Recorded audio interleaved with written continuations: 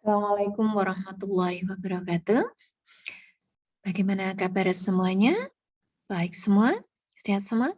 Terima kasih bertemu dengan saya kembali dalam seri YouTube pembelajaran kali ini dalam materi koreksi fiskal untuk kelas 12 akuntansi dan keuangan lembaga.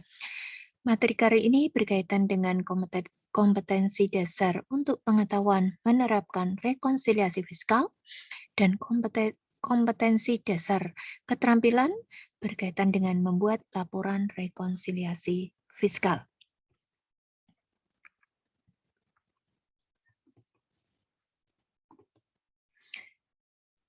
Sebelumnya kita akan membahas tentang definisi koreksi atau rekonsiliasi fiskal terlebih dahulu. Rekonsiliasi fiskal adalah proses penyesuaian atas laba akuntansi yang berbeda dengan ketentuan fiskal untuk menghasilkan penghasilan neto atau laba yang sesuai dengan ketentuan perpajakan. Jadi proses untuk menyesuaikan ya laba akuntansi yang berbeda dengan ketentuan fiskal untuk menghasilkan penghasilan neto atau laba yang sesuai dengan ketentuan perpajakan. Jadi kan ada laba komersial atau laba akuntansi, kok ternyata berbeda. Nah, kemudian itu ternyata tidak sesuai dengan ketentuan fiskal, maka perlu dibuat koreksi atau rekonsiliasi fiskal. Atau bisa juga didefinisikan sebagai koreksi perhitungan pajak yang diakibatkan oleh adanya perbedaan pengakuan metode, ya, manfaat, dan umur dalam perhitungan laba secara komersial dan secara fiskal. Jadi ada perbedaan metode, baik itu metode misalnya untuk penyusutan, di dalam komersial itu ada beberapa metode, ada straight line method, ada double declining, ya, kemudian ada sum years, jumlah angka tahun ya, kemudian juga ada satuan hasil produksi ya. Kalau untuk fiskal yang diakui hanya straight line method atau garis lurus dan double declining, saldo menurun ganda. Kemudian ada juga untuk metode penghitungan persediaan. Kalau dalam fiskal itu hanya boleh FIFO, first in first out, dan moving average atau rata-rata bergerak. Tetapi kalau dalam metode dalam komersial itu mengakui termasuk di dalamnya adalah last in first out atau LIFO. Ya, itu ada beberapa perbedaan itu, maka perlu dibuat koreksi atau rekonsiliasi fiskal. Nah, sebelumnya kita juga harus memahami sebelum kita melakukan koreksi ini, kita harus tahu apa itu laporan keuangan komersial dan laporan keuangan fiskal. Laporan keuangan komersial merupakan laporan keuangan yang disusun berdasarkan standar akuntansi keuangan yang berlaku umum, yang bertujuan untuk menyediakan informasi keuangan yang bermanfaat bagi pengambilan keputusan bisnis dan ekonomi. Sedangkan laporan keuangan fiskal merupakan laporan keuangan yang disusun sesuai peraturan perpajakan dan digunakan untuk keperluan perhitungan pajak. Apakah harus membuat dua laporan di dalam perusahaan? Tidak harus. Ya, tidak harus, tapi saat menyampaikan laporan SPT, kalau memang ada perlu yang dikoreksi, saat itu kita akan melakukan koreksi. Kemudian rekonsiliasi dilakukan terhadap pos-pos biaya dan pos-pos penghasilan dalam laporan keuangan komersial sebagai berikut. Yang pertama, rekonsiliasi terhadap penghasilan yang dikenakan PPh final. Jadi, apabila ada penghasilan yang sudah dikenakan PPh final, maka itu perlu dikoreksi atau direkonsiliasi. Kemudian yang B, rekonsiliasi terhadap penghasilan yang bukan merupakan objek pajak, misalnya warisan, beasiswa, ada asuransi, nah itu perlu dikoreksi.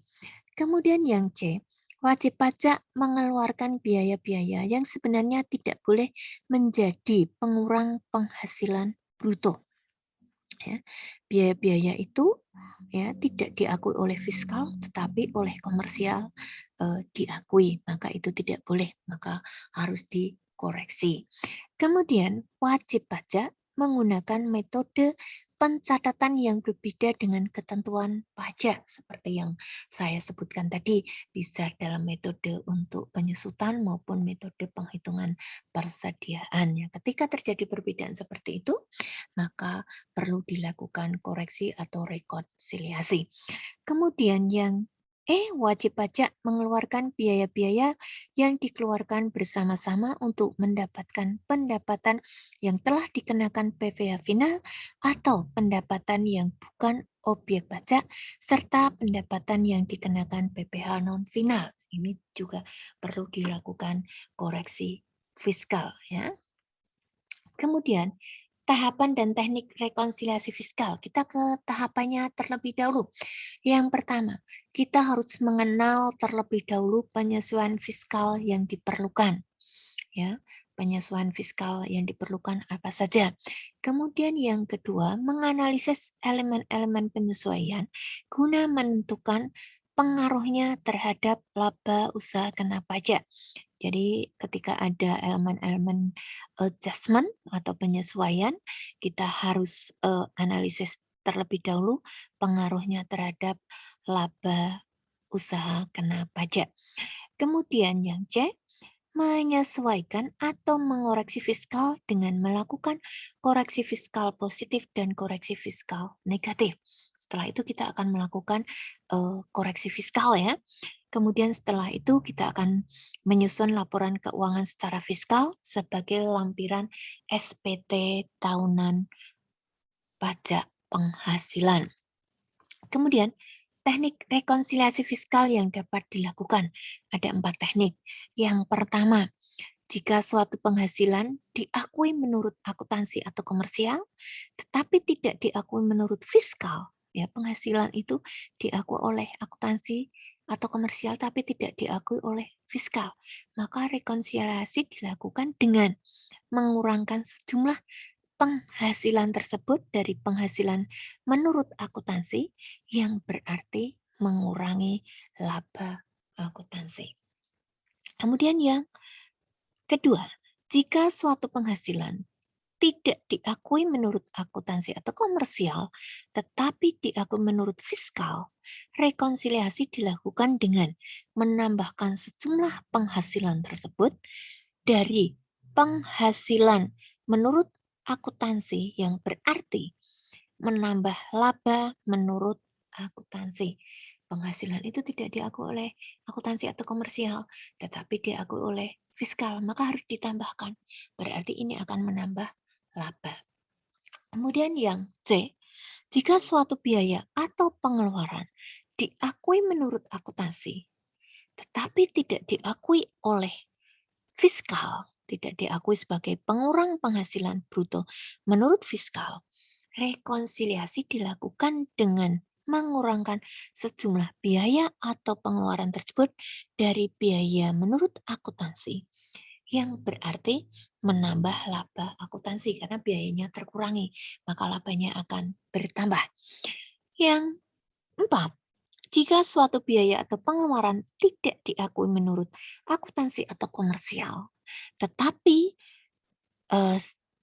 diakui oleh fiskal sebagai pengurang penghasilan bruto, maka rekonsiliasi dilakukan dengan menambahkan sejumlah biaya atau pengeluaran tersebut dan biaya menurut akuntansi ya dari biaya menurut akuntansi yang berarti laba akan berkurang begitu ya. Ini teknik rekonsiliasi. Kemudian kita akan masuk ke jenis-jenis koreksi fiskal. Ya, kita harus tahu terlebih dahulu yang dimaksud dengan koreksi fiskal atau rekonsiliasi fiskal ya, koreksi fiskal. Yang pertama, ya koreksi fiskal tadi adalah penyesuaian ya, penyesuaian antara laporan eh, keuangan akuntansi atau komersial dengan laporan keuangan fiskal ya. Ini yang pertama kita ke koreksi fiskal positif. Positif itu secara mudahnya saja. Koreksi fiskal positif itu apabila hasilnya nanti itu akan menambah besarnya pajak penghasilan terutang. Ya, itu ke koreksi fiskal positif. Atau bisa didefinisikan adalah koreksi atau penyesuaian yang akan mengakibatkan meningkatnya laba kena pajak yang pada akhirnya akan membuat pajak penghasilan juga akan meningkat. Nah, hal apa saja yang termasuk di dalam koreksi fiskal positif? Yang pertama, beban yang tidak diakui oleh pajak, non-deductible expense. Non-deductible expense. Contohnya, ya, jadi beban itu diakui oleh komersial tapi tidak diakui oleh fiskal atau pajak. Contohnya, pembagian laba dengan nama dan dalam bentuk apapun itu perlu dikoreksi fiskal positif. Kemudian beban yang dikeluarkan untuk kepentingan pribadi pemegang saham, sekutu atau anggota keluarganya itu tidak diperbolehkan. Kemudian penggantian sehubungan dengan pekerja yang diberikan dalam bentuk natura, kenikmatan natura atau pokok. Nah, itu tidak diperbolehkan. Dan kenikmatan di daerah tertentu itu juga tidak diperbolehkan. Dan yang berkaitan dengan pelaksanaan pekerjaan yang diatur dengan peraturan Menteri Keuangan. Jumlah yang melebihi kewajaran yang dibayarkan kepada pemegang saham. Jika kok wajarnya hanya dibayarkan sekian kok, ini dibayarkan sekian, maka itu juga perlu dikoreksi fiskal. Kemudian yang B berkaitan dengan koreksi fiskal positif yaitu penyusutan komersial lebih besar dari penyusutan fiskal. Ya, penyusutan dari komersial itu lebih tinggi dari penyusutan fiskal. Maka nanti kan harus mengurangi biaya. Kalau biaya terkurangi, maka pajaknya akan menjadi bertambah, maka menjadi koreksi fiskal positif. Kemudian amortisasi komersial lebih besar dari amortisasi fiskal. Sama ya, hanya saja istilah amortisasi ini dikaitkan dengan aktiva tidak berwujud ya. Kemudian cadangan yang dibentuk oleh perusahaan kecuali cadangan untuk usaha tertentu. Jadi cadangan yang diperbolehkan adalah cadangan yang dibentuk untuk usaha yang bergerak di bidang keuangan, asuransi, seperti itu diperbolehkan. Tetapi kalau untuk usaha di luar itu, maka cadangan tidak diperbolehkan. Jadi penghapusan piutang diperbolehkan apabila betul-betul sudah terjadi piutang tak tertagih. Jadi kalau cadangan, maka tidak diperbolehkan secara fiskal. Maka ini harus dikoreksi fiskal positif. Kemudian koreksi fiskal positif lainnya, misalnya terjadi penjualan untuk pihak-pihak istimewa lebih murah dari harga sewajarnya, maka itu tidak diizinkan secara fiskal, itu perlu dikoreksi. Kemudian koreksi fiskal negatif, lebih mudahnya ya sama ya. Jadi apabila koreksi fiskal ini akan menjadikan pajak penghasilan terutangnya berkurang. Ya. Atau dengan definisi koreksi atau penyesuaian yang akan mengakibatkan menurunnya laba kena pajak yang pada akhirnya akan menurunkan penghasilan terutang juga. Jadi penghasilan terutang juga akan turun. Nah, koreksi fiskal negatif ya. Koreksi negatif biasanya dilakukan akibat yang pertama, penghasilan yang tidak termasuk objek pajak, misal warisan, asuransi, beasiswa. Kemudian penghasilan yang dikenakan PPh final, misalnya bunga deposito, tabungan, obligasi, kemudian sewa seperti itu akan dikoreksi negatif. Kemudian penghasilan dari pengalihan hak serta penyewaan tanah dan atau bangunan. Ini sudah dikenai PPh final. Kemudian ada penyusutan komersial lebih rendah atau lebih kecil dari penyusutan fiskal. Ini untuk penjelasannya hanya kebalikan dari koreksi fiskal positif sebelum tadi. Kemudian koreksi fiskal negatif lainnya. Dari materi ini kita akan belajar dari studi kasus slide di bawah ini. Bagaimana proses pengerjaan untuk koreksi fiskal. Ini ya, data penyesuaian fiskal UD Radian per 31 Desember 2020. Data berikut ini untuk rekonsiliasi fiskal dan pengisian SPT pribadi status K3 untuk formulir 1770 sebagai berikut. Datanya yang pertama, dalam beban operasional perusahaan terdapat beban untuk keperluan pribadi direktur sebesar 4.472.000 dan sanksi administrasi pajak 100.000. Artinya ini tidak diperbolehkan masuk di dalam beban. Ini kita lihat ada operasional expense ada 34.400.000. Di dalamnya ini ada 4.472.000 adalah keperluan pribadi direktur dan 100.000 sanksi administrasi. Maka ini perlu kita koreksi, kita kurangi. Nah, ketika beban berkurang, maka laba akan bertambah. Laba bertambah, maka pajak juga akan bertambah. Ya. Maka ketika pajak bertambah, nih, pajak bertambah, ini maka masuk koreksi fiskal positif. Kita koreksi 4.572 atau 4.572.000. Kemudian cadangan kerugian piutang tidak diakui secara fiskal. Tadi sudah kita jelaskan. Kita lihat BDEP expense 3.725.000 tidak diakui beban ini, maka ini akan menambah laba, maka juga akan menambah besarnya pajak, maka menjadi koreksi fiskal positif. Itu pula kita lihat untuk berikutnya penyusutan building komersial lebih tinggi 10.650.000 dari penyusutan fiskal.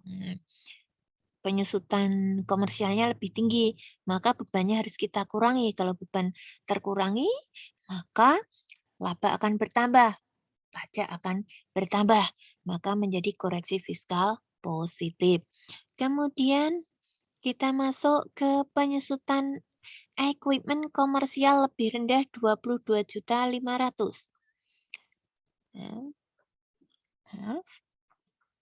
Komersial, ya. Ini kita lihat untuk vehicle, kemudian ini ada di bawahnya.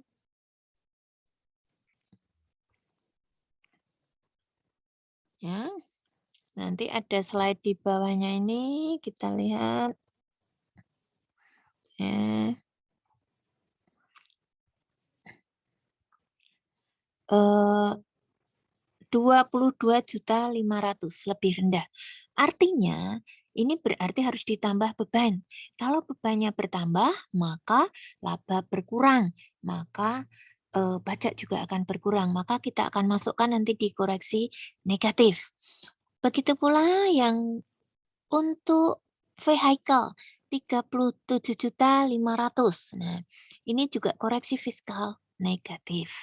Nah, sekarang ke kompensasi kerugian. Kita lihat kompensasi tadi interest income ada ya. Interest income tadi juga tidak diakui. Interest income tidak diakui nih ya. Ini 41.650 penghasilan tidak diakui. Nah, berarti penghasilannya berkurang. Kalau penghasilannya berkurang, maka labanya berkurang, maka pajak akan berkurang, maka dia masuk dalam koreksi fiskal negatif. Nah, sekarang ke kompensasi kerugian, juga dia akan masuk ke koreksi fiskal negatif ya, karena akan mengurangi besarnya laba.